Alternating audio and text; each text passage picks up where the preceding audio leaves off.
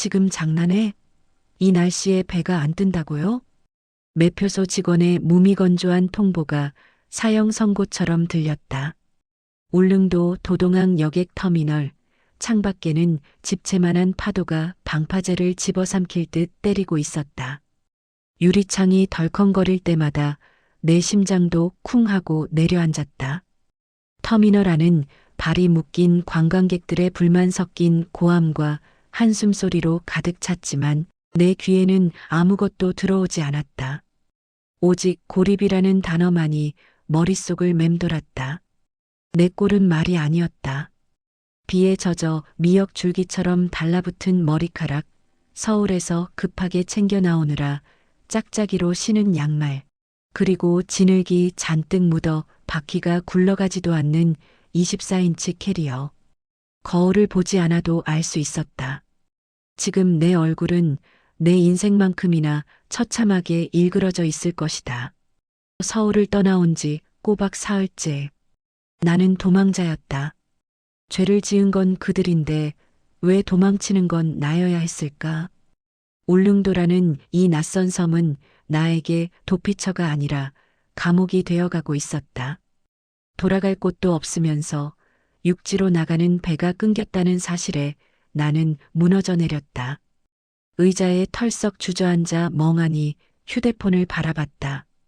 화면에는 읽지 않은 메시지 수십 개가 쌓여 있었다. 지은아, 오해야. 잠깐 만나서 이야기해. 너 지금 어디니? 언니가 걱정돼서 그래. 연락 좀 받아봐. 걱정? 그 역겨운 단어를 입에 올리는 사람의 이름은 미경 언니였다. 10년 지기. 친자매보다 더 가깝다고 믿었던 사람. 내가 남편과의 불화로 눈물 흘릴 때마다 내 손을 잡고 같이 울어주던 사람. 하지만 그 눈물 뒤에서 그녀는 내 남편과 샴페인 잔을 부딪히고 있었다. 일주일 전이었다. 남편의 잦은 야근과 출장, 그리고 미경 언니의 바빠진 스케줄. 나는 그 두 가지 사실을 연결 지을 생각조차 하지 못했다. 그저 내가 부족해서, 내가 더 잘하지 못해서 남편이 겉도는 거라고 자책하며 매일 밤 국을 데우고 기다렸을 뿐이다. 그날도 그랬다. 남편의 생일상을 차려놓고 현관문을 바라보던 내게 잘못 전송된 사진 한 장이 도착하기 전까지는 자기야, 이번 생일은 하와이에서 둘이서만 보내자. 와이프한테는 출장이라고 했지? 미경 언니의 프로필 사진으로 온 메시지. 그리고 두 사람이 껴안고 찍은 너무나도 적나라한 사진. 그 순간 내 일상은 유리잔처럼 박살이 났다. 매일 아침 남편 넥타이를 골라주던 손, 미경 언니와 맛집을 찾아다니던 주말, 미래를 위해 붓고 있던 적금 통장. 그 모든 게 쓰레기통에 처박힌 기분이었다. 여러분, 혹시 지금 믿었던 사람에게 등 뒤를 찔려보신 적 있나요? 숨이 턱 막히고 세상이 무너지는 것 같은 그 기분 말이에요. 오늘 사연의 주인공은 가장 믿었던 언니와 남편에게 배신당하고 홧김에 떠난 울릉도에서 인생을 송두리째 바꿀 기이한 인연을 만났다고 합니다. 낡은 작업복을 입은 오징어배 선장님과 줄지어 선 벤츠 10대의 비밀. 충격적인 반전이 숨겨져 있으니 끝까지 놓치지 마세요. 오늘도 우리 선생님과 함께 이야기 시작합니다. 지금 어디에서 이 이야기를 듣고 계신가요? 댓글로 출석 체크 한 번씩 부탁드립니다. 그리고 좋아요, 구독으로 응원해 주시면 영상 제작에 큰 힘이 됩니다. 다시 현실의 울릉도 터미널. 나는 부들부들 떨리는 손으로 휴대폰 전원을 꺼버렸다. 배터리가 없어서가 아니었다. 세상과의 연결고리를 끊어버리고 싶었다. 차라리 이 태풍이 영원히 멈추지 않기를, 그래서 아무도 나를 찾을 수 없기를 바랐다. 그때였다. 젖은 캐리어를 멍하니 밀고 있는데 누군가 내 어깨를 툭 쳤다. 아가씨, 길 좀 막지 말고 비키쇼. 남의 영업장 앞에서 청승맞게 뭐 하는 거야? 고개를 들자 웬 꼬질꼬질한 늙은 어부가 서 있었다. 갯내쩌는 주황색 작업복에 다 떨어진 검은 장화. 얼굴은 검게 그을려 주름 사이에 소금기가 끼어 있는 듯 했고 덥수룩한 흰 수염에는 라면, 국물 자국인지 모를 얼룩이 묻어 있었다. 영락없는 노숙자 행색이었다. 나는 힘없이 몸을 옆으로 비켰다. 싸울 기운도 없었다. 그런데 그 노인이 내 캐리어를 발로 툭툭 차며 시비를 걸어왔다. 아니, 이 좁은 통로에다가 짐을 이따위로 풀어놓으면 어떡하나? 내 차 긁히면 아가씨가 물어줄 돈은 있고? 차?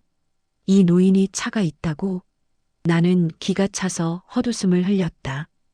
터미널 밖에는 비바람에 날아갈 듯 위태로운 녹슨 리어카와 오토바이 몇 대뿐이었다.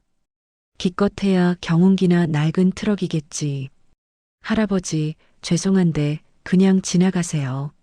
저 지금 누구랑 말 섞을 기분 아니거든요. 나는 최대한 정중하게 하지만 날카롭게 쏘아붙였다.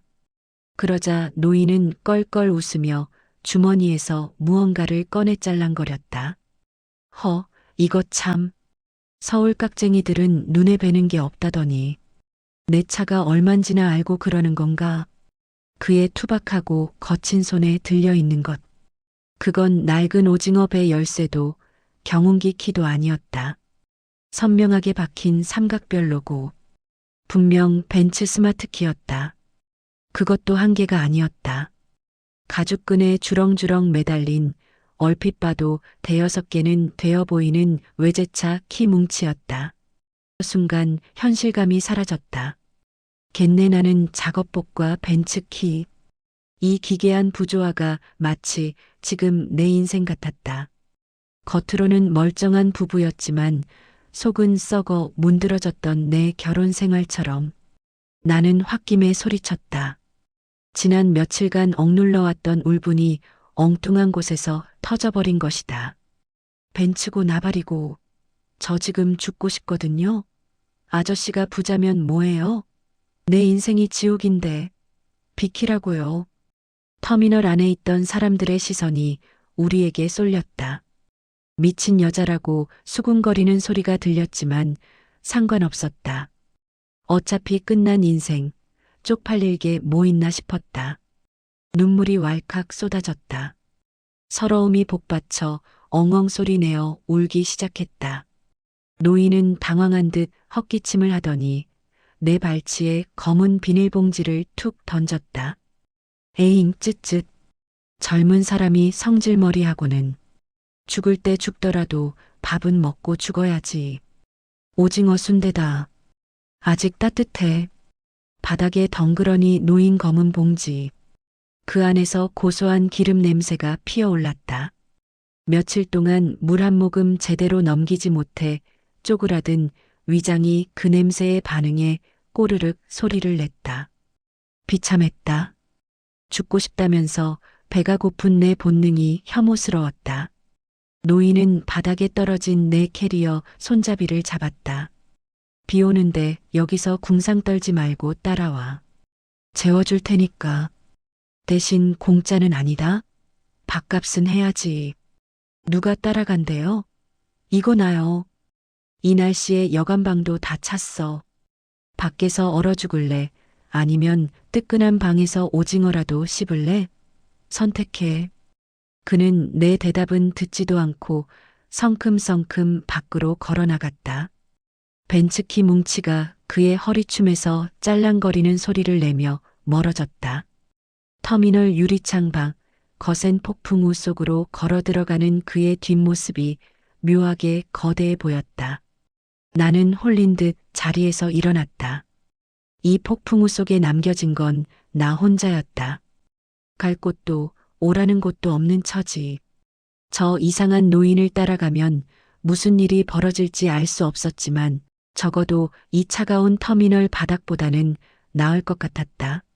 아니, 어쩌면 나는 확인하고 싶었는지도 모른다. 저 꼬질꼬질한 노인이 들고 있는 벤츠키가 진짜인지 아니면 나처럼 겉만 번지르르한 가짜인지. 그렇게 나는 검은 봉지를 집어들고 빗속으로 뛰어들었다. 이것이 내 인생을 뒤집을 기묘한 동거, 그리고 처절한 복수극의 서막이 될 줄은 꿈에도 모른 채 10년 전 내가 고아원에서 나와 처음 사회에 발을 디뎠을 때 세상은 차갑고 무서운 곳이었습니다. 부모도 형제도 없이 홀로 선다는 건 매일이 전쟁이었으니까요. 그때 나에게 손을 내밀어 준 사람이 바로 미경 언니였습니다. 첫 직장 사수로 만난 그녀는 실수를 연발하던 나를 감싸주고 월급날이면 따뜻한 밥을 사주며 내 유일한 가족이 되어 주었습니다. 지은아, 넌 웃는 게 예뻐. 그러니까 기죽지 마. 언니가 있잖아. 그 말이 얼마나 달콤했는지 모릅니다. 나는 그녀를 친언니처럼, 아니 엄마처럼 따랐습니다. 남편 민석 씨를 소개받은 것도 언니의 주선이었습니다. 내 동창인데 사람 참 진국이야. 너랑 딱 맞을 것 같아. 언니의 그 말을 철석같이 믿었습니다. 민석 씨는 호탕하고 사업 수완이 좋아 보였으니까요. 하지만 결혼 생활은 시작부터 삐걱거렸습니다. 남편이 벌린 사업은 족족 실패했고 그 뒷수습은 오롯이 내 몫이었습니다. 낮에는 회사 일을 하고 밤에는 부업까지 뛰어가며 빚을 갚았습니다. 시어머니는 사업이 안 풀릴 때마다 내 사주가 드세서 아들 앞길을 막는다며 전화로 악담을 퍼부었습니다. 그때마다 내가 달려간 곳은 미경 언니의 품이었습니다. 언니는 울고 있는 내 등을 토닥이며 남편 몰래 비상금을 쥐어주기도 하고 시댁 욕을 같이 해주며 내 편을 들어주었습니다. 나는 그게 구원인 줄 알았습니다. 세상 천지에 나를 이해해주는 사람은 언니뿐이라고 그렇게 굳게 믿었습니다. 하지만 그 모든 게 철저히 계산된 연극이었다는 걸 깨닫는 데는 그리 오랜 시간이 걸리지 않았습니다. 사건의 발단은 남편의 서재에서 우연히 발견한 서류 봉투 하나였습니다. 압류예고 통지서와 함께 섞여 있던 낯선 계약서. 무심코 지나칠 뻔했던 그 종이에는 익숙하면서도 낯선 이름이 적혀 있었습니다. MK개발투자 약정서. 그리고 그 옆에 적힌 보증일란에는 내 이름이, 수취일란에는 강미경이라는 이름이 선명하게 박혀 있었습니다. 손이 떨려왔습니다.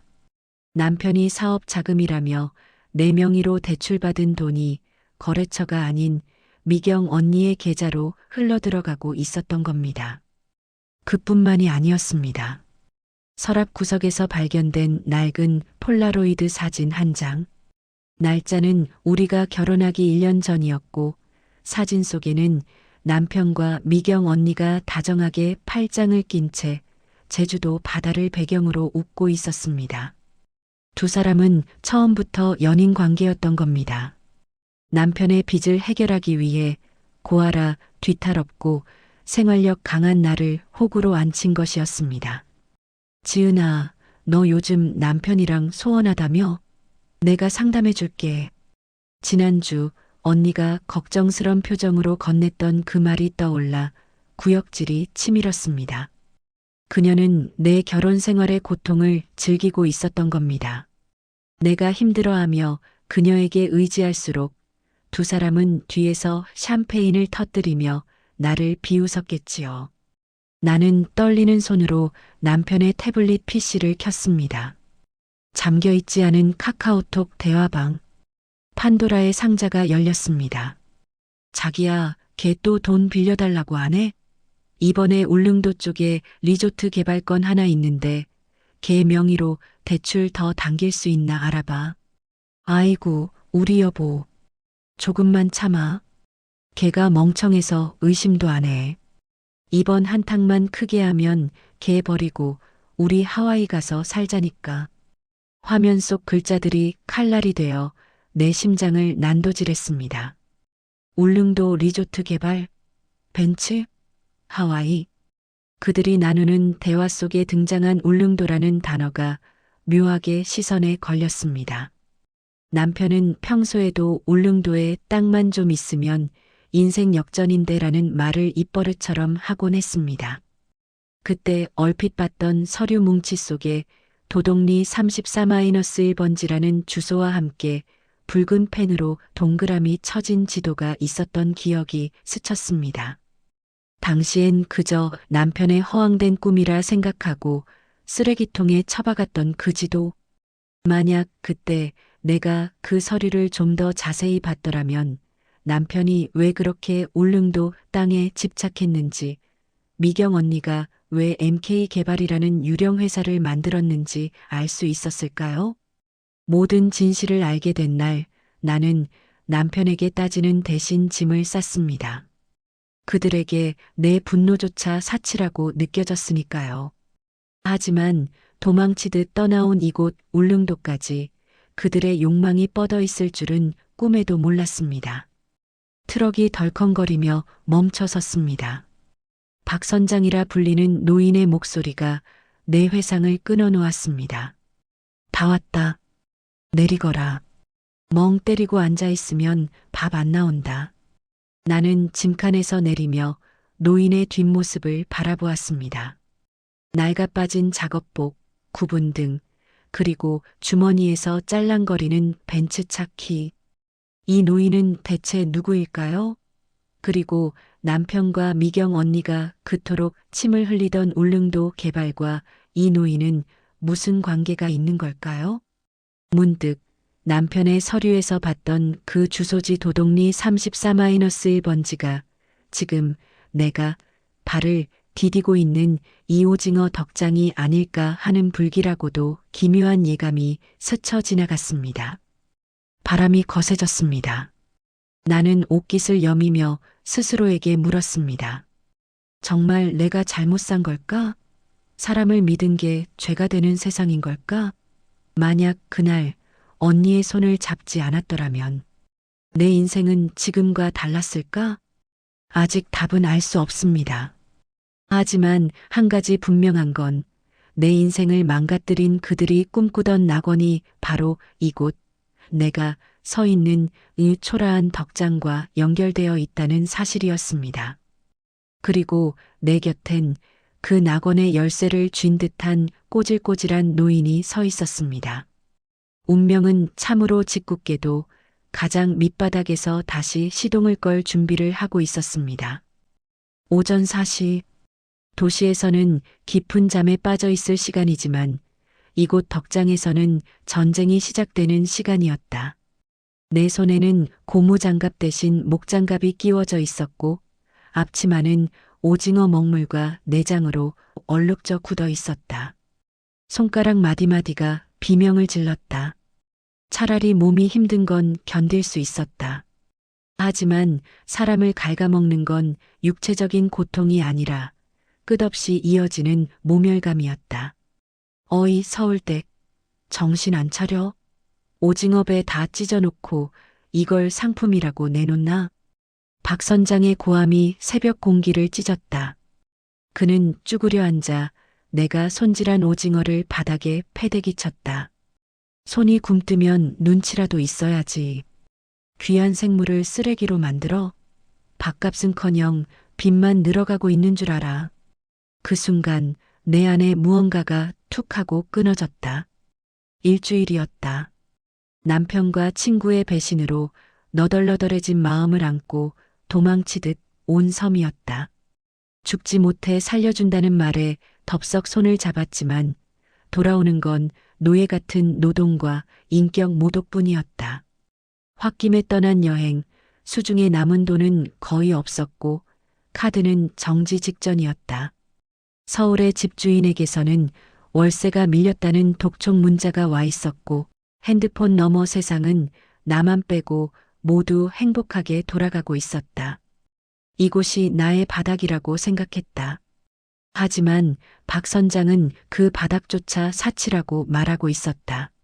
나는 들고 있던 손질용 칼을 도마 위에 거칠게 내려놓았다. 탕 하는 소리에 주변에서 일하던 외국인 노동자들이 일제히 고개를 들었다. 할아버지, 말씀이 너무 지나치시잖아요. 나는 벌떡 일어났다.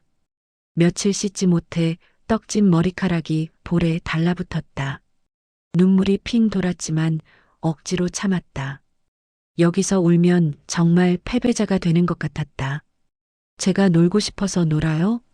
처음 해보는 일인데. 어떻게 처음부터 잘해요? 그리고 밥값? 저 하루에 삼각김밥 2개 값도 안 되는 밥 얻어먹고 하루 12시간 일해요. 이게 밥값 못하는 거예요? 박 선장은 눈 하나 깜짝하지 않고 주머니에 손을 찔러 넣었다. 그 삐딱한 태도가 기름을 부었다. 그래서 억울해? 억울하면 나가. 아무도 너 붙잡은 적 없어. 나가라고요? 갈 데 없는 사람 데려다가 부려먹을 땐 언제고 이제 와서 나가래요? 그리고 솔직히 말해봐요. 할아버지 사기꾼이죠? 내 입에서 독설이 본물 터지듯 쏟아져 나왔다. 무슨 얼어 죽을 벤츠야. 동네방네 벤츠 타령은 맨날 덜덜거리는 똥차 트럭이나 몰고 다니면서 밭이라는 할머니들한테 허세나 부리고 그거 다 거짓말이죠? 사람 하나 바보 만들어서 노동력 착취하니까 재밌으세요? 덕장에 정적이 흘렀다. 파도 소리만 유난히 크게 들렸다. 박 선장의 표정이 싸늘하게 굳었다. 그는 천천히 다가와 내 눈을 똑바로 쳐다봤다. 그 눈빛은 꼬질꼬질한 어부의 것이라기엔 지나치게 날카로웠다. 너 지금 껍데기만 보고 지저대는 거냐? 껍데기요? 그러는 할아버지는요? 저에 대해 뭘 안다고 함부로 말해요? 남편한테 버림받고 여기까지 온 게 우스워요? 그래, 우습다. 아주 가짜나서 못 봐주겠어. 박 선장은 코웃음을 쳤다. 세상 탓, 남편 탓, 친구 탓. 내가 왜 거기서 오징어 배나 가르고 있는지 알아? 넌 내가 피해자라고만 생각하지?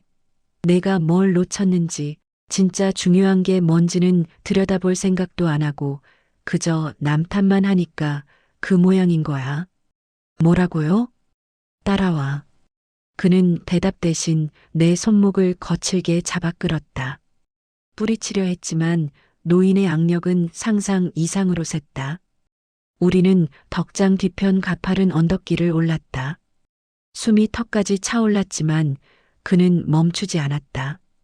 억울함과 분노로 눈앞이 흐려졌다. 언덕 중턱, 수풀에 가려진 거대한 낡은 창고가 나타났다. 녹슬어가는 철제 셔터에는 접근 금지라는 팻말이 비스듬히 걸려 있었다. 박 선장은 허리춤에서 그 문제의 차키 꾸러미를 꺼냈다. 딸랑거리는 소리가 유난히 거슬렸다. 잘 봐라. 내 눈으로 직접 확인해. 끼익. 녹슨 셔터가 비명을 지르며 올라갔다. 어두컴컴한 창고 안으로 아침 햇살이 비스듬히 파고들었다. 먼지가 뿌옇게 피어올랐다. 나는 기침을 하며 눈을 가늘게 떴다. 그리고 순간 숨을 멈췄다. 이게 다 뭐예요? 그곳엔 시간이 멈춰 있었다. 창고 안에는 거짓말처럼 자동차들이 도열해 있었다. 한 대도 두 대도 아니었다. 어림잡아 10대. 그것도 그냥 차가 아니었다. 각진 헤드라이트, 중후한 그릴, 보닛 위에 솟아있는 삼각별 엠블럼. 1970년대부터 90년대를 풍미했던 구형 S클래스와 클래식 벤츠 모델들이었다. 하지만 그 모습은 처참했다. 모든 차가 두꺼운 먼지를 뒤집어 쓰고 있었다. 어떤 차는 타이어가 주저앉아 있었고 어떤 차는 거미줄이 칭칭 감겨 있었다. 화려했던 과거의 영광은 온데간데 없고 그저 고철 덩어리처럼 방치된 모습. 그 기괴한 풍경에 나는 할 말을 잃었다. 박 선장이 가장 앞에 있는 검은색 세단의 보닛을 손바닥으로 툭 쳤다. 푸석하게 먼지가 일었다. 내 젊은 날이다. 돈 벌 때마다, 계약 하나 따낼 때마다 기념으로 샀지. 남들이 미쳤다고 해도 나는 이게 좋았다. 내가 이만큼 잃었다는 증명서 같았으니까. 그의 목소리에서 조금 전에 도끼가 빠져나갔다. 대신 짙은 회한이 묻어났다. 근데 말이다, 서울댁. 차는 달리지 않으면 고철이야. 아무리 비싼 엔진을 달고 있어도 주인이 돌보지 않고 시동을 걸어주지 않으면 이렇게 썩어가는 거다. 그는 나를 돌아보았다. 역광을 받은 그의 얼굴이 그림자에 가려 보이지 않았다. 하지만 그의 다음 말은 내 심장에 비수처럼 꽂혔다. 너 이 차들 보면서 무슨 생각했냐? 똥차라고 생각했지? 고물상에나 가야 할 쓰레기라고. 나는 아무 대답도 할 수 없었다. 실제로 그렇게 생각했으니까. 사람도 똑같아. 내가 널 똥차 취급하면 남들도 널 그렇게 봐. 내 남편이, 내 친구가 너를 배신한 게 억울해? 천만의 말씀. 그 사람들은 그냥 떠난 거야. 내가 너 자신을 방치하고 있는 틈을 타서. 그만하세요. 아니, 똑바로 들어. 넌 내가 다 아는 줄 알지? 내가 널 왜 데려왔는지, 내가 왜 여기서 이 고생을 하는지. 넌 아무것도 몰라. 진짜 이야기는 시작도 안 했어. 그는 의미심장한 말을 남기고는 주머니에서 걸레 뭉치를 꺼내 내 발치에 툭 던졌다. 증명해봐. 내가 쓸모없는 고철이 아니라는 걸. 이 차들 다시 굴러가게 만들면 인정해주마. 만약 못하겠으면 당장 짐 싸서 꺼져. 남 탓만 하는 패배자는 내 배에도 내 땅에도 필요 없으니까. 박 선장은 뒤도 돌아보지 않고 창고를 나갔다. 셔터는 닫히지 않았다. 홀로 남겨진 거대한 창고. 먼지 쌓인 벤츠 열대가 마치 유령처럼 나를 내려다보고 있었다. 윙윙거리는 바람소리가 뚫린 벽 틈으로 들어와 차가운 쇠붙이를 때렸다. 나는 바닥에 떨어진 걸레를 내려다보았다. 손이 부들부들 떨렸다. 화가 나서인지 서러워서인지 아니면 그의 말이 뼈저리게 아파서인지 분간이 가지 않았다. 핸드폰이 울렸다. 전 남편이었다. 아니, 이제는 상간녀의 남자가 된 사람. 액정에 뜬 이름을 보는 순간 구역질이 올라왔다. 나는 전화를 받지 않고 종료 버튼을 눌렀다. 화면이 꺼진 핸드폰 검은 액정에 내 얼굴이 비쳤다. 퉁퉁 부은 눈, 헝클어진 머리, 오물이 묻은 작업복. 그건 영락없는 폐차 직전의 모습이었다. 저 먼지 쌓인 벤츠들과 다를 게 하나도 없었다. 다리에 힘이 풀려 주저앉았다. 차가운 시멘트 바닥의 냉기가 엉덩이를 타고 올라왔지만 일어설 수가 없었다. 눈앞에 벤츠 엠블럼이 희미하게 빛나고 있었다. 그것은 마치 아주 오래전 내가 잃어버린 자존심의 파편처럼 보였다. 돌이킬 수 없는 무언가가 시작되었다는 서늘한 예감이 등줄기를 스치고 지나갔다. 오전 작업을 마치고 잠시 허리를 펴려던 찰나 주머니 속 핸드폰이 요란하게 울렸다. 발신자 제한번호. 불길한 예감이 등골을 스치고 지나갔다. 여보세요? 강지은 씨 되십니까? 여기 서울중앙지법 집행관 사무소입니다. 심장이 덜컥 내려앉았다. 수화기 너머로 들려오는 건조한 목소리는 내 명의로 된 아파트 전세 보증금이 가압류되었다는 통보였다. 남편, 아니 그 배신자 놈이 공동 명의였던 사업자 대출을 내 이름으로 돌려놓고 잠적했다는 사실을 알게 된 건 불과 일주일 전이었다. 나는 떨리는 목소리로 사정했다. 저기요, 선생님. 제가 지금 서울에 갈 상황이 아니에요. 그 대출, 제 남편이 서류 위조해서 받은 거라니까요. 제가 쓴 돈이 아니라고요. 사정은 알겠지만 서류상 명의자가 본인으로 되어 있습니다. 이에 제기하시려면 법원에 출석해서 소명하셔야 해요. 기한 내에 안 오시면 강제 집행 들어갑니다. 지금 배가 안 떠서 못 나간다니까요. 그리고 제가 피해자인데 왜 제가? 내 절규에도 상대방은 기계적인 답변만 내놓았다. 저희는 절차대로 처리할 뿐이에요. 전화가 끊어졌다. 나는 억울함을 호소하려 다시 전화를 걸었지만 연결음만 길게 이어질 뿐이었다. 선의로 보증을 서줬던 과거의 내가 믿음이라는 이름으로 도장을 맡겼던 그 어리석음이 부메랑이 되어 돌아와 내 뒤통수를 가격했다. 정신을 차리려 애썼다. 그래, 돈은 벌면 된다. 일단 여기서 버티자. 박 선장님이 월급은 챙겨주신다고 했으니까. 나는 젖은 장갑을 다시 끼고 덕장으로 향했다. 그때였다. 저 멀리 직판장 입구에서 낯익은 너무나도 끔찍하게 익숙한 웃음소리가 들려온 건 자기야, 여기 오징어 냄새 너무 심하다. 그냥 호텔 가서 룸서비스나 시킬까? 여기까지 왔는데 구경은 해야지. 이 땅이 뷰가 제일 좋다잖아. 미경 언니와 전 남편이었다. 세상이 멈춘 것 같았다. 그들은 마치 휴양지에 놀러온 커플처럼 화려한 옷차림에 선글라스를 끼고 있었다. 내 몰골은 꼬질꼬질한 작업복에 생선 비린내를 뒤집어 쓴 채였다. 도망치고 싶었다. 하지만 동시에 끓어오르는 분노가 내 다리를 붙잡았다. 내가 왜 피해야 해? 잘못한 건 저 인간들인데. 나는 떨리는 다리에 힘을 주고 그들에게 다가갔다. 사과를 받아야 했다. 아니, 적어도 내 인생을 망가뜨려 놓고 이렇게 뻔뻔하게 웃으면 안 되는 거였다. 관계를 회복하려는 게 아니라 최소한의 인간적인 도리를 묻고 싶었다. 여기가 어디라고 와. 내 목소리는 생각보다 작고 갈라져 나왔다. 그들이 고개를 돌렸다. 선글라스를 내린 미경 언니의 눈이 동그랗게 커지더니 이내 경멸 어린 시선으로 바뀌었다. 어머, 지은이니? 세상에, 꼴이 그게 뭐야?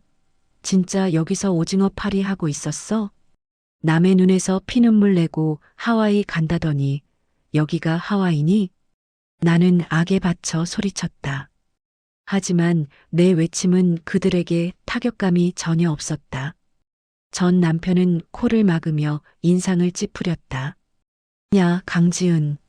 너 설마 우리 따라왔냐? 진짜 즐기다 즐겨. 위자료 안 줘서 시위해? 다 끝난 마당에 왜 이래 구질구질하게. 뭐? 따라와? 착각하지 마. 나도 살려고 니들 꼴 보기 싫어서 도망친 거야. 도망친 곳이 하필 우리가 사업차 답사온 역이라고? 그걸 믿으라고? 그들은 내 말을 믿지 않았다. 오히려 나를 스토커 취급하며 비웃었다. 내가 억울함을 풀려고 했던 시도는 오히려 나를 돈 뜯어내려 쫓아온 전처로 전락시켰다. 그때 그들 곁에 서 있던 양복 입은 남자가 나를 막아섰다. 이봐요, 아주머니. 업무 방해하지 마시고 저기 가서 일이나 보세요. 우리 이사님 피곤하십니다. 이사? 누가 이사야? 이 인간 사기꾼이에요. 내 명의로 대출받아서 도망친 놈이라고요. 내가 남자의 팔을 뿌리치며 소리치자 양복쟁이가 내 어깨를 거칠게 밀쳤다. 바닥에 엉덩방아를 찧었다. 진흙탕 물이 바지 위로 튀었다. 아까부터 말 길게 하게 하시네. 우린 본사 지침대로 현장 조사 나온 겁니다. 잡상이는 들이지 말라는 게 위에서 내려온 오더니까 험한 꼴 보기 싫으면 알아서 비키세요. 난 시키는 대로 했을 뿐이라고요. 시키는 대로 했을 뿐이다. 규정이다. 지침이다. 그 말들이 날카로운 화살이 되어 나를 난도질했다. 바닥에 주저앉은 내 모습은 처참했다. 올려다본 그들의 얼굴은 승리감에 도취되어 있었다. 그 순간 덕장 안쪽에서 박 선장님의 고함 소리가 들려왔다. 아, 서울댁. 손님 왔는데 주문 안 받고 거기서 뭐해? 나는 간절한 눈빛으로 선장님을 바라봤다. 이 억울한 상황을 저 인간들의 횡포를 막아주길 기대했다. 하지만 박 선장은 나를 쳐다보지도 않은 채 그저 귀찮다는 듯 손을 휘저었다. 빨리빨리 안 움직여. 군뱅이 삶아 먹었나. 손님 기다리시잖아. 철저한 외면이었다. 선장님에게 나는 그저 일손 돕는 점원일 뿐, 내 사정 따위는 알 바 아니라는 듯한 태도였다. 나는 입술을 깨물어 피맛을 삼키며 일어났다. 비참함이 목구멍까지 차올랐지만 당장 갈 곳이 없는 나는 그들의 주문을 받아야 했다. 뭐 드릴까요? 방건조 오징어 10마리. 아, 포장은 꼼꼼하게 해. 냄새 안 새어나가게. 너처럼 냄새나면 곤란하니까. 미경 언니가 지폐 몇 장을 바닥에 떨어뜨리듯 건넸다. 돈을 줍는 내 손이 수치심으로 부들부들 떨렸다. 그들은 킥킥대며 자기들끼리 속닥거렸다. 진짜 망가졌네. 꼴 좋다. 그들이 떠나고 난 뒤 나는 멍하니 서 있었다. 파도 소리가 내 울음소리를 삼켜주길 바랐지만 날은 무심하게도 개어가고 있었다. 박 선장은 아무 일도 없었다는 듯 다 낡아빠진 벤츠 트럭 짐칸에서 무언가를 꺼내 내 앞에 툭 던졌다. 정신 차리고 이거 정리나 해. 창고 구석에 처박혀 있던 건데 태울 건 태우고 남길 건 남겨. 그건 먼지 쌓인 서류 뭉치였다. 나는 영혼 없는 손길로 봉투를 열었다. 낡은 종이들 사이에서 MK 개발 부지 매입 계획안이라는 글자가 눈에 들어왔다. MK 개발. 방금 전 남편이 내민 명함에 박혀있던 로고였다. 그리고 그 밑에는 수신인 불명예, 날짜가 한참 지난 등기 우편물들이 섞여 있었다. 발신인은 어느 보육원이었고 수신인은 박덕배가 아닌 김철수라는 낯선 이름이었다. 평소 같았으면 의아해했을 것이다. 왜 오징어배 선장님의 차에 대기업 개발 계획서가 있는지, 김철수는 누구인지. 하지만 지금 내 머릿속은 엉망진창이었다. 이것들이 무슨 의미인지 따져볼 여력이 없었다. 나는 그저 서류 뭉치를 대충 구석에 밀어 넣었다. 어차피 쓰레기 취급받는 건 나나 이 종이 쪼가리나 매한가지였다. 선장님, 저 오늘은 좀 쉴게요. 일 다 끝내놓고 쉬든가 말든가. 매정한 대답이 돌아왔다. 나는 비틀거리는 걸음으로 내게 배정된 컨테이너 방으로 돌아왔다. 곰팡이 냄새가 코를 찔렀다. 창문도 없는 좁은 방, 눅눅한 이불 위에 쓰러지듯 누웠다. 핸드폰을 켰다. 가족에게라도 전화를 걸어볼까 했다. 하지만 엄마의 번호를 누르려던 손가락이 허공에서 멈췄다. 엄마, 나 이혼당했어. 돈도 다 뺏기고 울릉도에서 오징어 팔고 있어. 차마 그 말을 할 수가 없었다. 나는 결국 종료 버튼을 눌렀다. 화면이 꺼지며 검은 액정에 비친 내 얼굴은 낯선 타인처럼 일그러져 있었다.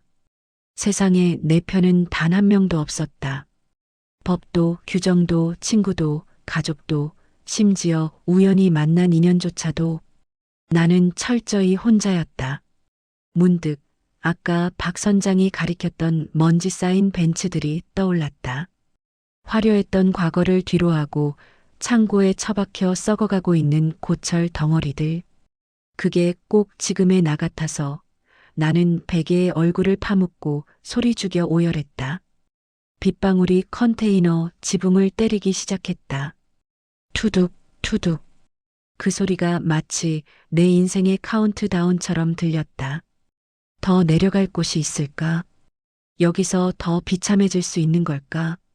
어둠이 짙게 깔린 방 안 나는 무릎을 끌어안고 웅크렸다.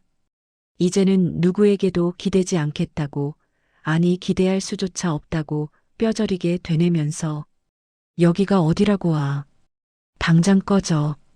어머, 지은아. 말버릇이 그게 뭐니? 우린 비즈니스 하러 온 거야. 너처럼 도망쳐서 숨은 게 아니라.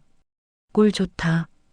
위자료 싫다고 큰 소리 치더니 결국 오징어 내장이나 따고 있었냐? 야, 냄새 배니까 가까이 오지 마라. 남자의 입에서 나온 비아냥거림이 비수처럼 꽂혔습니다. 지은은 손에 쥐고 있던 오징어 손질용 칼을 꽉 움켜쥐었습니다. 손가락 관절이 하얗게 질렸습니다. 내연녀가 된 10년 지기 친구, 그리고 배신한 남편. 그들이 내뱉는 말들은 단순한 조롱이 아니었습니다. 그것은 지은이 지키려 했던 마지막 자존심, 즉 피해자로서의 도덕적 우위마저 철저히 짓밟는 행위였습니다. 가장 비참한 순간은 그들이 지은을 경쟁 상대조차 아닌 실패한 낙오자로 규정했다는 사실이었습니다. 경제적 몰락, 관계의 파탄, 그리고 자아의 붕괴. 이 세 가지 갈등이 지은의 가슴 속에서 엉켜 끌어올랐지만 그녀는 입술을 깨물 뿐 아무 말도 할 수 없었습니다. 당장 소리치고 멱살을 잡고 싶었지만 초라한 자신의 현실이 발목을 잡고 있었으니까요. 그때 덜덜거리는 소리와 함께 박 선장의 용달차가 덕장 입구에 멈춰 섰습니다. 뭐야? 남의 영업장에서 꾀꾀거리는 놈들이. 아, 이 할아버지가 여기 주인인가 보네. 안 그래도 찾고 있었는데 잘 됐네요. 저희 MK개발에서 나왔거든요. 여기 땅이랑 창고, 펜션 부지로 개발할 거니까 계약서에 도장만 찍으세요. 보상금은 섭섭지 않게 쳐드릴 테니까. 미경은 명품 가방에서 두툼한 서류 봉투를 꺼내 박 선장 앞 탁자에 툭 던졌습니다. 흙이 묻은 낡은 탁자 위에 올려진 서류 봉투는 이질적이었습니다. 그녀에게 박 선장은 그저 돈 몇 푼 쥐어주면 땅을 내놓을 무지렁이 늙은이에 불과했습니다. 박 선장은 말없이 서류 봉투를 집어들었습니다. 거친 손이 종이를 넘기는 소리가 파도 소리보다 날카롭게 정적을 갈랐습니다. 지은은 숨을 죽이고 그 모습을 지켜보았습니다. 박 선장의 눈매가 가늘어졌습니다. MK개발. 이라. 서울 본사에서 온 투자자가 너희들이냐? 그렇다니까요. 우리 시간 없으니까 빨리 진행합시다. 어차피 이 냄새나는 덕장, 돈 안 되잖아요. 그 순간 박 선장의 입가에 서늘한 미소가 스쳤습니다. 그는 품 안에서 꼬깃꼬깃 접힌 종이 뭉치를 꺼냈습니다. 겉보기엔 쓰레기처럼 보였지만 그가 종이를 펼쳐 탁자 위에 내려놓자 상황은 180도 뒤집혔습니다. 그것은 단순한 종이가 아니었습니다. 법무법인의 직인이 선명하게 찍힌 위임장과 주주명부였습니다. 글 좀 읽을 줄 알면 여기 제일 위에 있는 이름 한번 읽어봐라. 의아한 표정으로 종이를 들여다보다가 안색이 창백하게 질린다. 철웅 45%? 미경의 손이 바들바들 떨리기 시작했습니다. 종이가 파르르 떨리며 비명을 질렀습니다. 박철웅. 그것은 MK개발의 창업주이자 현재 실질적인 최대 주주의 이름이었습니다. 전설처럼 전해지던 은퇴 후 잠적했다는 회장님. 그가 지금 꼬질꼬질한 작업복을 입고 그들 눈앞에 서 있었습니다. 차갑고 객관적인 문서는 거짓말을 하지 않았습니다. 주주 명부에 적힌 숫자와 이름은 미경과 전 남편이 쌓아 올린 허영심을 단숨에 박살내는 증거였습니다.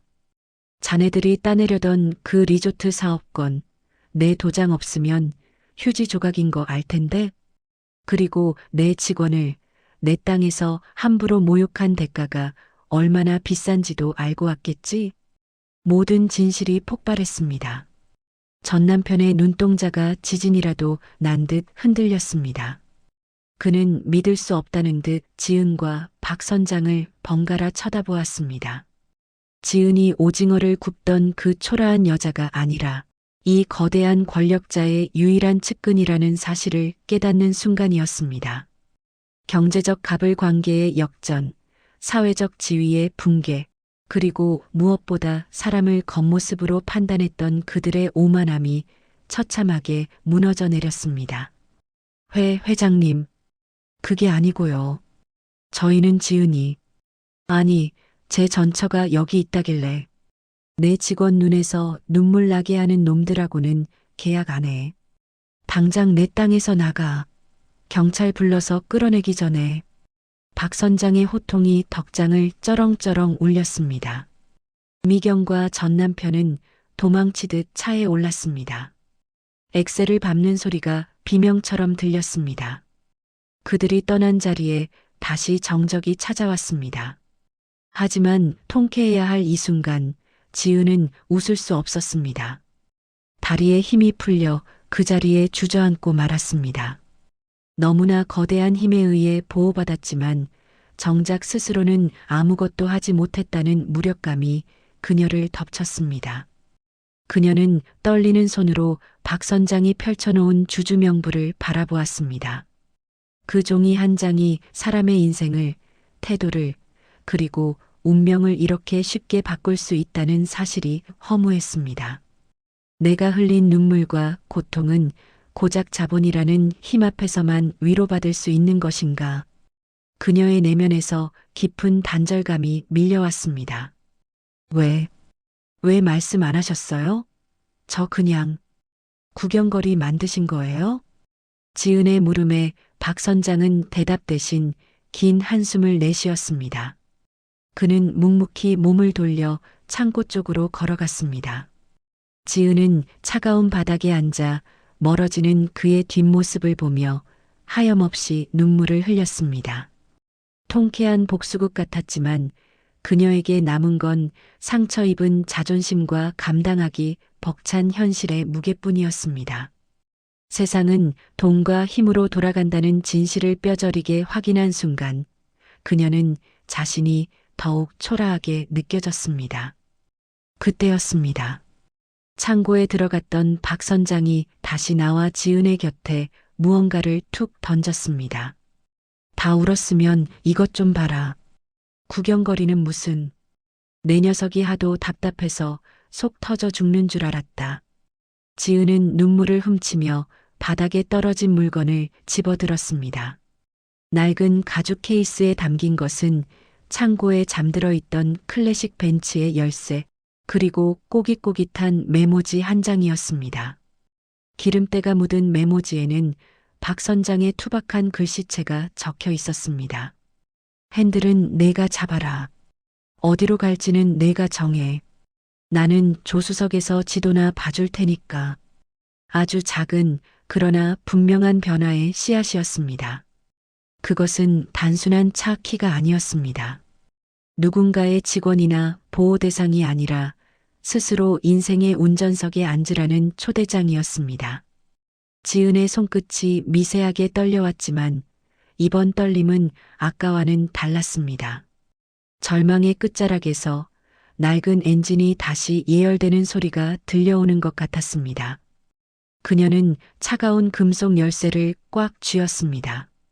아직 시동은 걸리지 않았지만 그녀의 눈빛 속에 희미한 불꽃이 다시 타오르기 시작했습니다. 이상하게도 그날따라 노을이 참 예뻐 보였습니다. 방금 전까지만 해도 내 심장을 갈기갈기 찢어놓을 듯 날아들던 비수 같은 말들이 썰물에 쓸려가는 거품처럼 허무하게 사라진 뒤였습니다. 미경 언니와 그 사람이 도망치듯 떠난 자리에 남은 건 여전히 비릿한 오징어 냄새와 투박한 작업복을 입은 저, 그리고 박 선장님뿐이었습니다. 심장이 쿵쾅거리는 소리가 귓가에 맴돌았지만 머릿속은 오히려 차갑게 식어갔습니다. 분노인지 통쾌함인지 아니면 그 모든 소란 끝에 찾아온 허탈함인지 모를 감정이 뒤섞여 파도처럼 밀려왔다 빠져나가기를 반복했습니다. 박 선장님은 도망친 그들의 뒤통수를 한참이나 노려보다가 무심하게 바닥에 침을 퇴하고 뱉으셨습니다. 그러고는 주머니에서 그 낡은 차키 꾸러미를 꺼내 제 손에 쥐어주셨습니다. 차가운 금속의 감촉이 손바닥을 파고들었습니다. 따라와. 청소나 하자. 그 한마디가 머릿속에서 떠나지 않았습니다. 위로도 칭찬도 아니었습니다. 그저 묵묵히 등을 돌려 산 중턱의 창고로 향하는 그 좁은 등을 보며 저는 홀린 듯 발걸음을 옮겼습니다. 창고 안은 여전히 고요했습니다. 먼지를 뒤집어 쓴 채 잠들어 있는 열대의 벤츠들. 한때는 누군가의 부러움을 샀을, 도로 위를 호령했을 그 명차들이 지금은 빛을 잃은 채 거대한 고철 덩어리처럼 서 있었습니다. 마치 지금의 저처럼 말이죠. 박 선장님은 그중 가장 구석에 있는 먼지가 가장 두껍게 내려앉은 은색 세단 앞에 멈춰 섰습니다. 1980년대에 생산됐다는 그 모델은 클래식하다기보다는 처량해 보였습니다. 선장님은 구석에 있던 양동이와 왁스, 그리고 낡은 수건을 제 발치에 툭 던지셨습니다. 이거 닦아라. 네. 갑자기 차는 왜요? 사람들이 이걸 보고 다 똥차라고 하지? 굴러가지도 않는 거 고물상에 넘기면 엿이라도 바꿔 먹을 텐데 왜 끌어안고 있냐고. 아까 그놈들도 너 보고 그러더구나. 오징어 팔이 실패한 인생이라고. 선장님의 말은 아팠지만 틀린 말은 아니었습니다. 저는 반박할 수 없었습니다. 고개를 떨구는 제게 선장님은 차의 보닛을 손바닥으로 탕탕 두드리며 말씀을 이어가셨습니다. 그런데 말이다. 이건 고장난 게 아니야. 그냥 관리를 안 해서 먼지가 쌓인 거지. 기름칠하고 닦고 조여주면 요즘 나오는 플라스틱 껍데기 같은 차들은 흉내도 못 낼 소리를 내면서 달린다. 사람도 똑같아. 똥차 취급받았다고 진짜 똥차 되는 거 아니다. 내가 너를 어떻게 닦느냐에 달린 거지. 그 말이 가슴에 쿵 하고 떨어졌습니다. 똥차 취급받았다고 진짜 똥차가 되는 건 아니다. 저는 떨리는 손으로 물에 적신 수건을 들었습니다. 그리고 차가운 보닛 위에 내려앉은 회색 먼지를 닦아내기 시작했습니다. 처음에는 그저 시키는 대로 팔을 움직였습니다. 검은 먼지가 묻어나오는 수건을 빨고 다시 닦고 왁스를 칠했습니다. 단순한 노동이었습니다. 하지만 시간이 지날수록 제 손놀림에는 어떤 간절함이 실리기 시작했습니다. 보닛 위에 먼지가 걷히자 그 아래 숨겨져 있던 은색 도장이 드러났습니다. 세월의 흔적이 묻어 있었지만 오히려 그래서 더 깊이 있는 광택이었습니다. 창고의 작은 창문으로 들어온 붉은 노을빛이 닦인 차체에 반사되어 반짝였습니다. 아, 나는 아직 빛날 수 있구나. 문득 그런 생각이 들었습니다. 남편이 바람을 피운 것도, 믿었던 언니가 배신한 것도, 그들이 나를 비웃은 것도, 어쩌면 내 인생이라는 차체 위에 내려앉은 지저분한 먼지에 불과할지 모른다는 생각. 그 먼지 때문에 내 본래의 색깔이 가려졌을 뿐 나는 망가진 게 아니었습니다. 팔이 저려왔지만 멈출 수 없었습니다. 사이드 미러를 닦으며 그 속에 비친 제 얼굴을 보았습니다. 헝클어진 머리에 땀범벅이 된 얼굴이었지만 아까 덕장에서 그들을 마주했을 때의 비굴한 표정은 사라져 있었습니다. 눈빛이 조금은 달라져 있었습니다. 한참을 그렇게 차를 닦고 있을 때였습니다. 주머니 속 휴대폰이 진동했습니다. 화면에는 은행 앱 알림이 떠 있었습니다. 입금 30만 원 마이너스 MK개발 배당금 일부 선지급. 의아한 마음에 고개를 돌리니 창고 문가에 앉아 담배를 태우시던 박 선장님이 무심한 듯 툭 내뱉으셨습니다. 일당이다. 내 직원이 꼬질꼬질하게 하고 다니는 꼴은 못 봐주겠으니까 나가서 맛있는 거나 사 먹어. 그리고 그놈들 위자료 안 주고 튀었다며? 걱정 마라. 내가 그 계약서 도장 안 찍어주는 조건으로 내 위자료 문제부터 해결하라고 으름장 놓을 테니까. 울컥 뜨거운 것이 목구멍을 타고 올라왔습니다. 단순히 돈 때문이 아니었습니다. 세상 모두가 나를 등 돌렸다고 생각했는데 이 낯선 섬에 꼬장꼬장한 할아버지가 내 편이 되어주고 있다는 사실이 사무치게 고마웠습니다. 막혔던 숨통이 조금 트이는 기분이었습니다. 어느새 창고 밖은 어둑어둑해져 있었고 밤바다의 파도 소리가 더욱 선명하게 들려왔습니다. 저는 깨끗해진 벤치의 운전석 문을 열어보았습니다.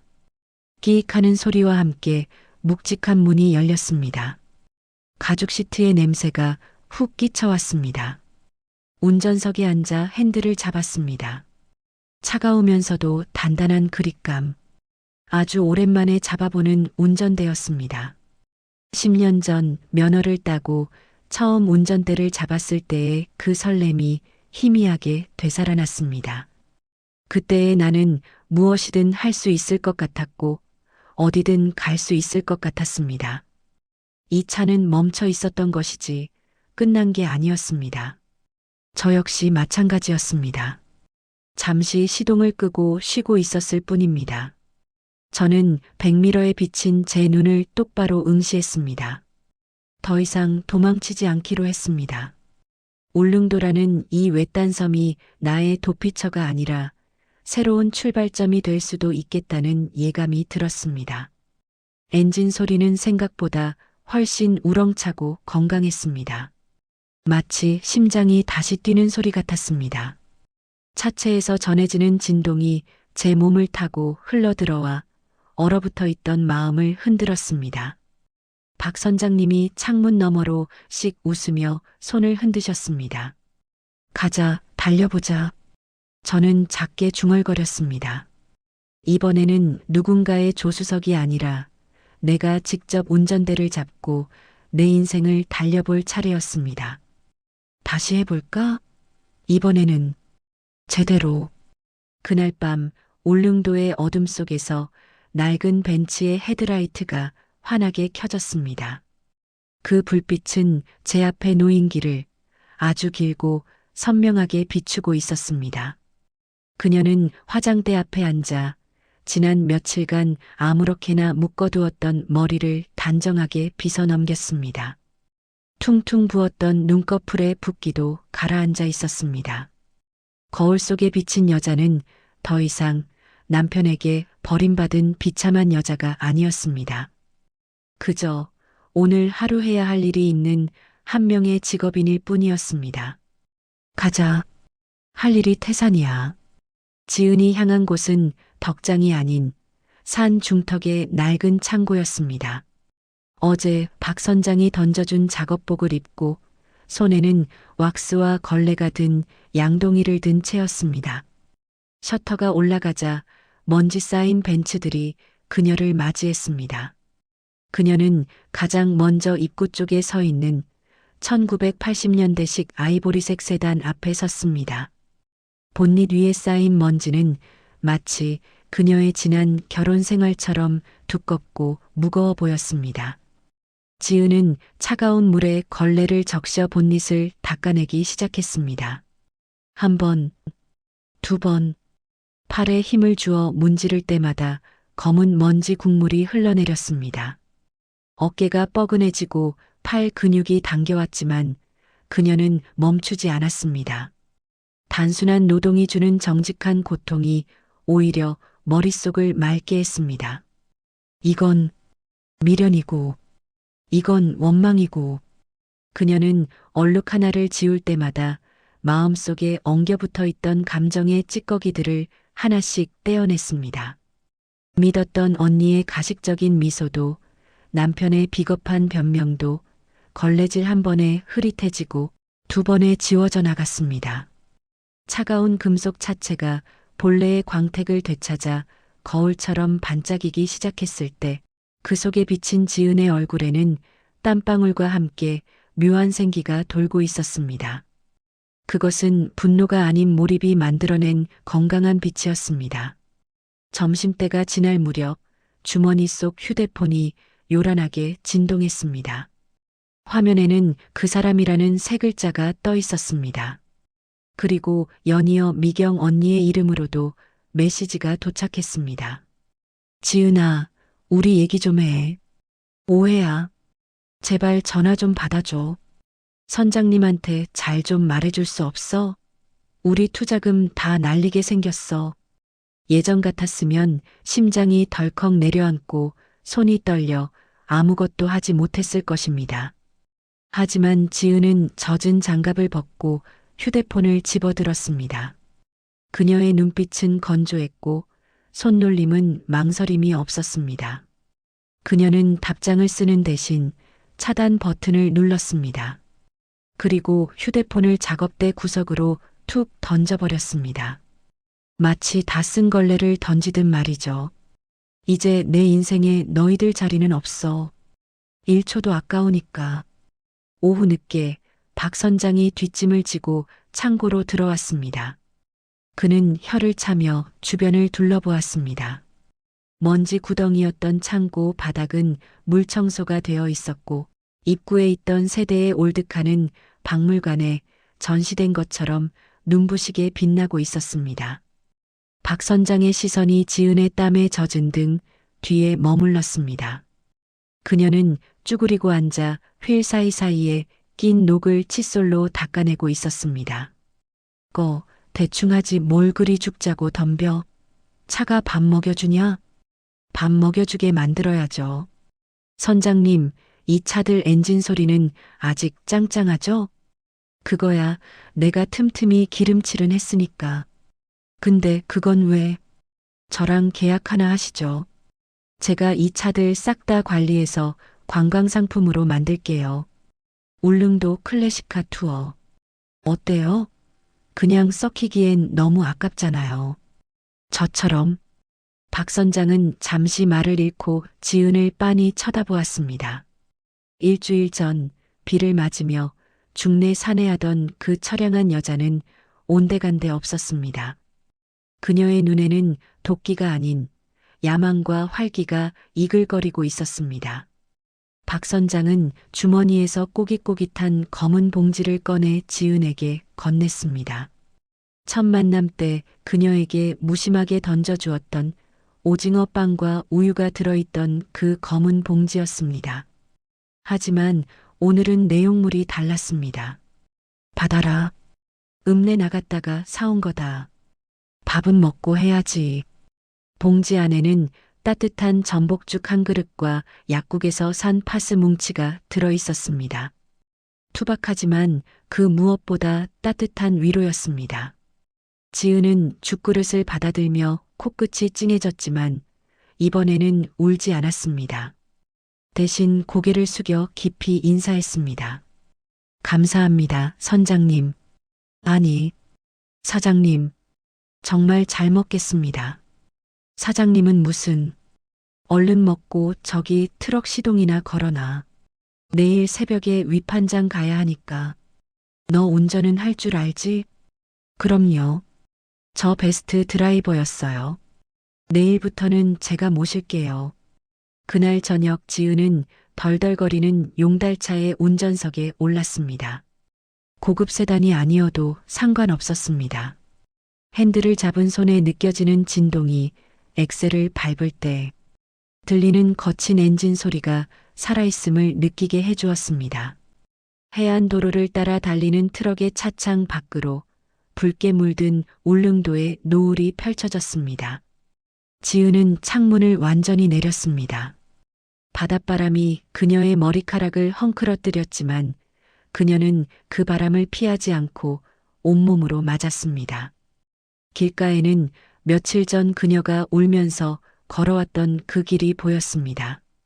절망으로 가득 찼던 그 길은 이제 새로운 시작을 알리는 활주로처럼 보였습니다. 그녀는 조수석에 앉아 꾸벅꾸벅 조는 박 선장을 힐끗 보고는 라디오 볼륨을 살짝 높였습니다. 흘러나오는 음악은 슬픈 발라드가 아닌 경쾌한 트로트였습니다. 그래, 산다는 게 별거 있나? 다시 가면 되는 거지. 그녀의 시선은 백미러가 아닌 전면 유리를 향해 고정되어 있었습니다. 백미러 속에 비친 지나온 길은 점점 작아지고 있었고 앞 유리창 너머의 길은 넓고 시원하게 뚫려 있었습니다. 지은은 알고 있었습니다. 그들이 빈털터리가 되든 말든 사과를 하든 말든 그것은 더 이상 자신의 인생에 어떤 변수도 되지 못한다는 것을요. 그녀에게 있어 최고의 복수는 그들이 감히 쳐다보지도 못할 만큼 보란 듯이 그리고 아주 즐겁게 잘 사는 것뿐이었습니다. 트럭은 해안 절벽을 돌아 뻥 뚫린 도로 위를 힘차게 질주했습니다. 낡은 차도 상처 입은 사람도 기름칠하고 닦으면 언제든 다시 달릴 수 있다는 것을 증명하듯이 말이죠. 지은의 입가에 였지만 단단한 미소가 번졌습니다. 이제야 비로소 그녀의 인생 이막이 진짜 시동을 걸었습니다. 1년 전 세상을 집어삼킬 듯 포효하던 파도는 온데간데 없었습니다. 지금 제 눈앞의 울릉도 도동항은 보석을 흩뿌린 듯 윤슬이 반짝이고 있습니다.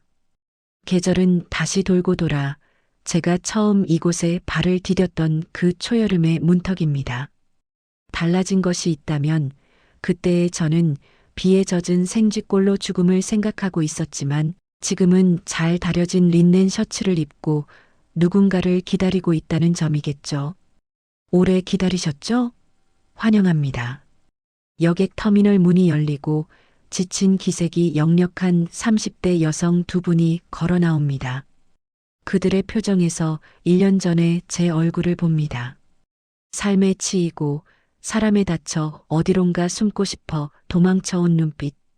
저는 그들에게 정중히 인사를 건네고 제 뒤에 서 있는 짙은 녹색의 1980년식 벤츠의 뒷문을 열어주었습니다. 먼지를 털어내고 엔진을 수리한 이 올드카는 이제 울릉도의 명물이 되었습니다. 박 선장의 클래식카 투어. 이것이 제 새로운 직함이자 제 인생 이막의 무대입니다. 핸들을 잡은 손바닥으로 묵직한 진동이 전해져 옵니다. 해안도로를 따라 달리는 차창 밖으로 시원한 바닷바람이 밀려들어 옵니다. 뒷좌석의 손님들이 탄성을 지릅니다. 그들의 굳어있던 얼굴이 울릉도의 풍경 앞에서 서서히 풀리는 것을 백미러로 훔쳐봅니다. 저 차가 단순한 고물이 아니었듯 저들 또한 망가진 것이 아니라 잠시 멈춰 서 있었을 뿐이라는 걸 저는 이제 압니다. 얼마 전 육지에서 소식이 들려왔습니다. 미경 언니와 전 남편이 야심차게 준비했던 펜션 사업이 사기를 당해 공중분해되었다더군요. 서로 내 탓이라며 길거리에서 머리채를 잡고 싸우는 영상이 인터넷에 돌기도 했습니다. 그 소식을 들었을 때 묘한 기분이 들었습니다. 통쾌함? 고소함? 아니요. 놀랍게도 아무런 감정도 들지 않았습니다. 마치 남의 나라 뉴스처럼 그저 스쳐 지나가는 바람 소리처럼 무감각했습니다. 그때 깨달았습니다. 진정한 복수는 그들이 망하는 것을 보며 비웃는 게 아니라 내 머릿속에서 그들의 존재를 완전히 지워버릴 만큼 내가 행복해지는 것이란 거요. 저녁이 되고 손님들을 숙소에 내려다 준 뒤 덕장으로 돌아왔습니다. 노을이 지는 평상 위에는 투박한 양푼에 담긴 오징어 물회와 소주 2잔이 놓여 있었습니다. 박 선장님은 여전히 꼬질꼬질한 작업복 차림으로 오징어를 씹으며 저를 툭 칩니다. 야, 서울댁. 오늘 손님들 반응은 좀 어땠냐? 차 퍼지거나 그런 거 없지? 선장님, 제가 정비를 얼마나 꼼꼼히 하는데요. 엔진 소리가 아주 심장 박동처럼 쌩쌩하던데요. 그리고 손님들이 선장님 덕장에서 말린 오징어가 제일 맛있대요. 내일 택배로 20박스나 보내달래요. 허허, 그 양반들 입맛은 살아있네. 술이나 한 잔 받아라. 박 선장님이 따라주는 소주잔이 찰랑거립니다. 처음 이곳에 왔을 때 저는 스스로에게 끊임없이 물었습니다. 내가 뭘 그렇게 잘못했을까? 내가 부족해서 남편이 떠난 걸까? 내 인생은 왜 이렇게 초라하게 부서졌을까? 하지만 이제는 압니다.